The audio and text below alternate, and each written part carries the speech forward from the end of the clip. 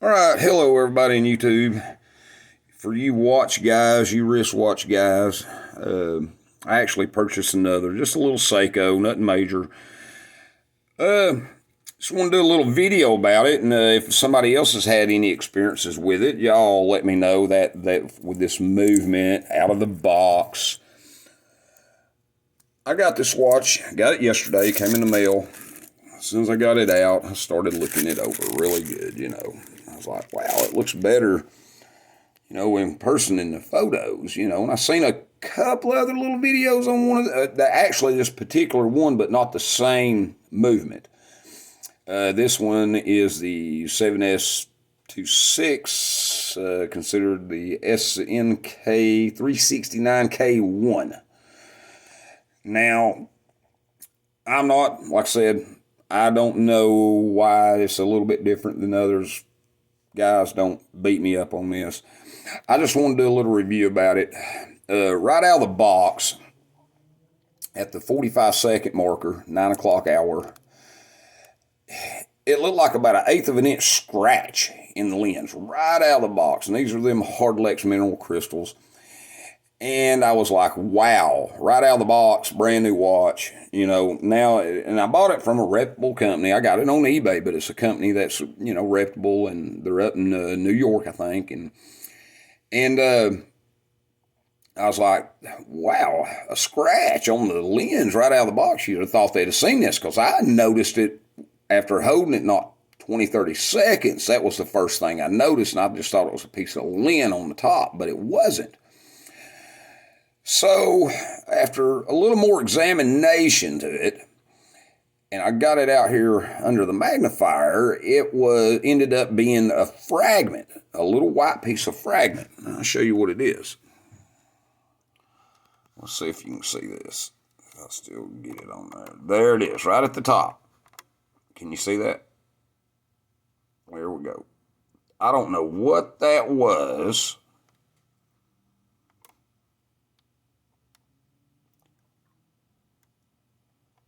I don't know, just a little slither, and I thought it was a scratch because it wasn't moving or nothing, and I was like, wow. Now, is it under the crystal? It made me think. So when I brought it out here and looked under the magnifier, I started tapping on that crystal.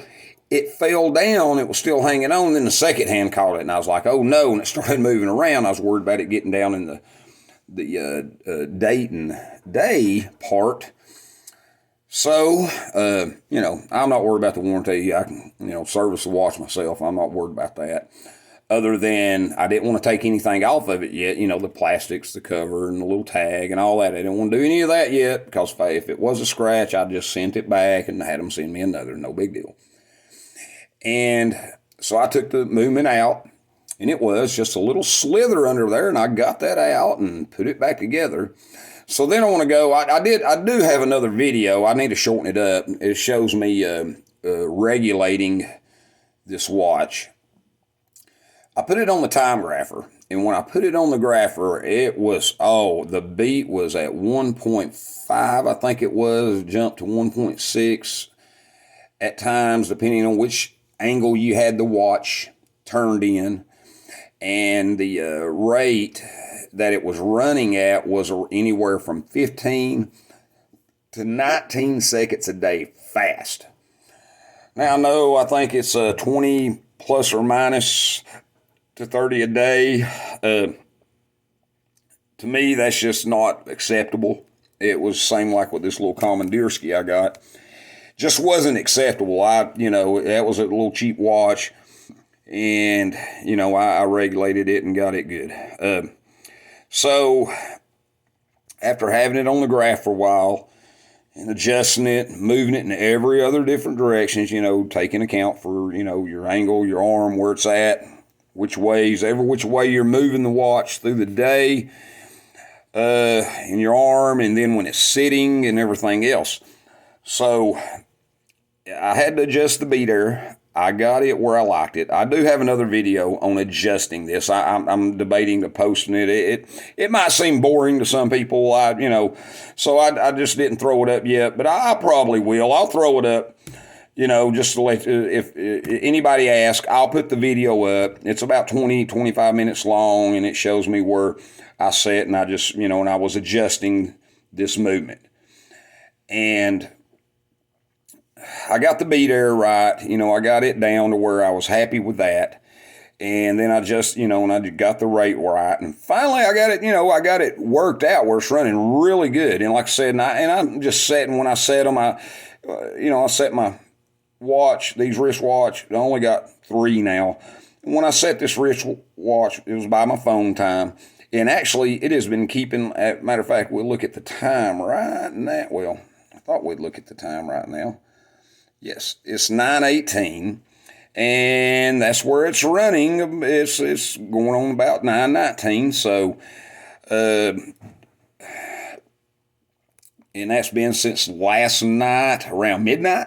And here it is, a little after 9 today. So, and I'll keep my eye on it. If I have to, I'll adjust again as needed. But the beater was way out on the watch. I was not happy with that and everything. So, but everything, the movement's nice and clean. Nothing wrong with the pallet fork and the angle. And I was a little up in the air about the parameters to set that lift angle on the grapher because, I've got charts that say 53 degrees and then everybody says at 52. So I did it at both. And checked at both. And at both, it actually runs really well. And I've got it at 52 because that's my understanding. This Seiko movement, the degree of the lift angle is 52 degrees. So I got it set at that. But anyway, I finally got it to work out real good and everything and got it looking good. And here, we'll throw it up on you, on the grapher and let you see. But it was way out. And I'll post, if y'all want, I'll post the other video to let you see how far it was out. So just bear with me a second, guys, here, and I'll get it on there.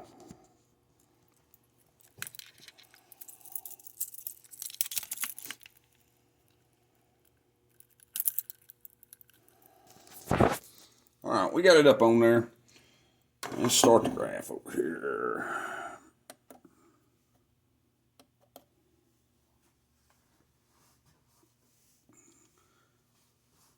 We'll just leave it, and that's in the upright position, so we'll leave it there, and then we'll let that level out, and then we'll show you what it looks like in other positions.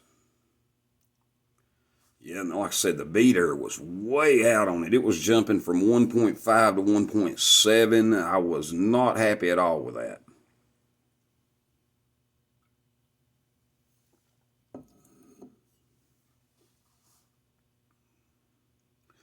And like I said, I'm going to let it run a few days, maybe a week, and I might have to adjust the rate again. I think, though, I've got it just about right. It's settled out there. So we're showing it around a rate of 4 seconds a day. Which means I like them a little lower than that, actually. If I can get them down to 1, that boy is perfect. Or zip. But you can see it levels out there. Let's turn it in another angle. Got good amplitude. That's what I really like seeing. Got good amplitude. Let's turn it in a carry position like if it was on your arm so you can see, like if you're at an angle, your arm is, just sitting at a rest or something. Let's turn it at that and see what it shows in.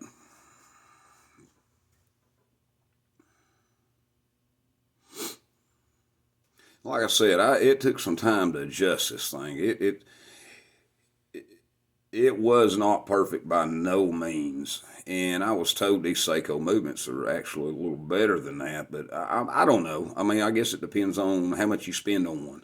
So, me, if I was to spend $500 or $1,000 or more on a wristwatch, it'd be broke probably. The next thing I know, it'd be broke and it'd be a scrap watch. So, me, I do pocket watches, so I'm kind of a little careful with everything I carry and do.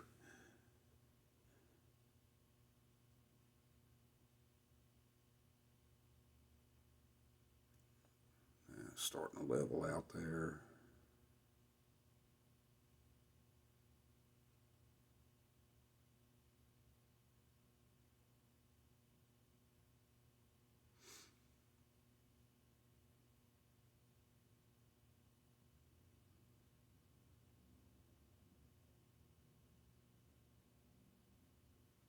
So that's pretty good. Like I said, I'm thinking I might have to come back just after wearing it today. I might have to come back and readjust the rate just a hair, but now let's put it in another. Let's turn it all the way down. It's all the way down, straight down. Let's see what it does here. Let's stop it and we'll start it back.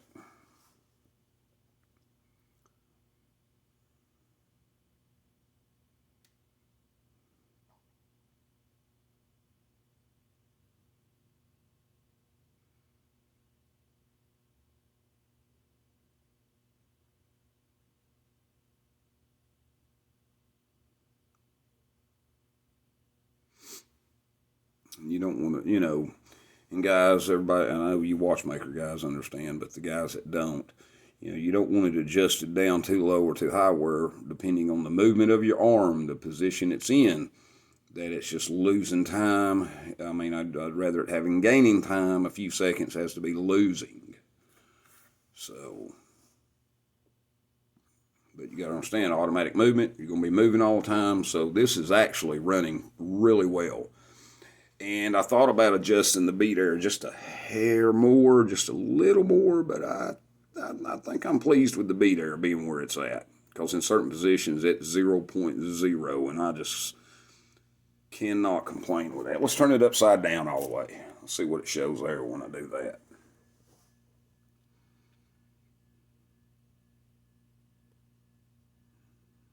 Let's give it a few seconds here to...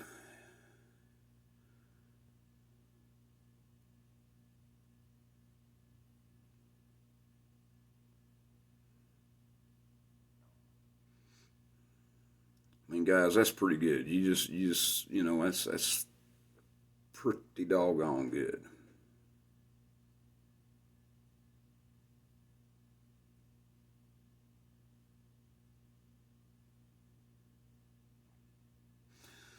Now, I don't understand getting this little up here. And it could be, I got noise in the background too. It could be causing, but I don't know.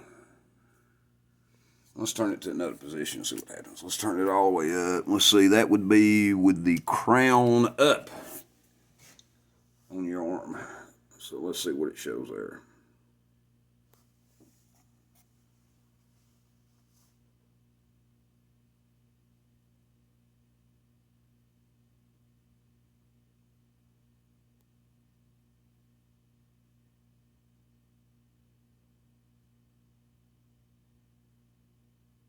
Ooh.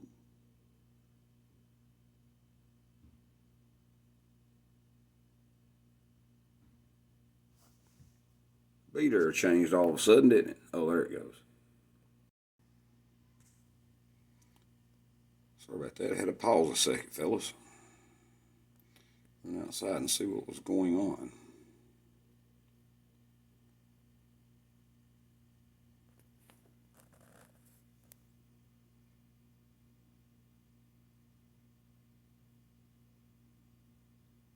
So that's, like I said, that's pretty good. I thought we'll wait and we'll see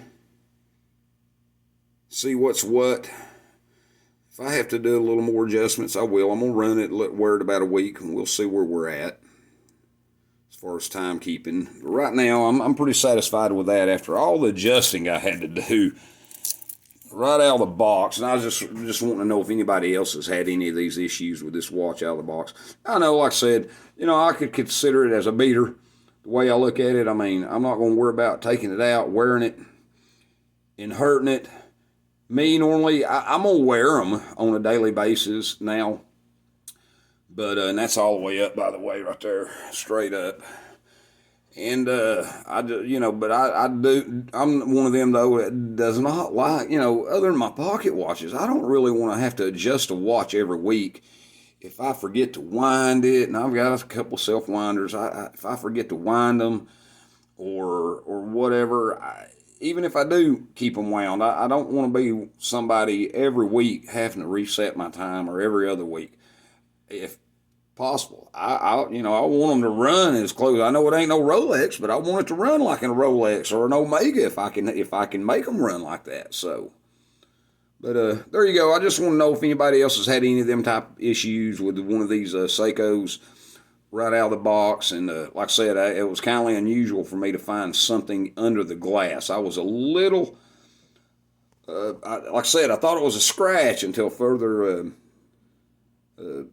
observation of it, but it wasn't a scratch, thank goodness. It was just a fragment of something, whether it was loom or something, I don't know. But I'm pretty pleased right there with that setting. Like I said, I think I might have to come back and readjust the rate on it. Maybe just a little, the tiniest bit, but that's how my Seiko was, right out of the box. It wasn't perfect. So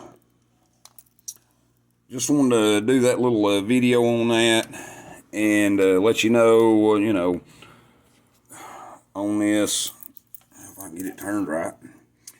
And, hey, it was a pretty watch and everything about it. And the band fits really smooth. I didn't find really nothing wrong with the case finish or anything. So, but yeah, I'll get back with you if I have a problem with it, maybe a month or so. But if anybody wants, I'll upload the video of me adjusting the watch.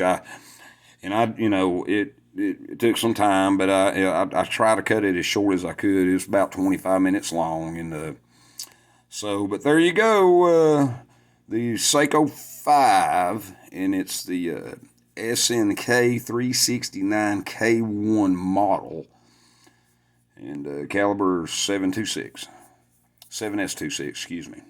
Thanks for looking, guys.